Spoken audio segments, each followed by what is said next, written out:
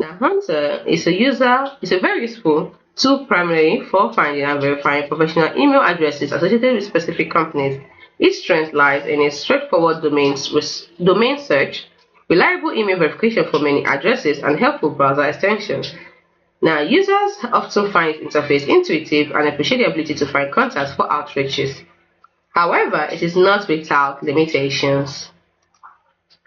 Now, some users will report occasional inaccuracies in the data, and it may not find emails for all companies, particularly very new ones.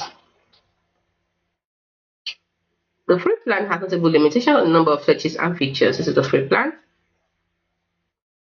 So as you can see, it has a lot of restrictions.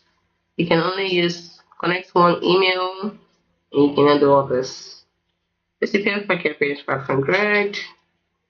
So as you can see, it has limitations.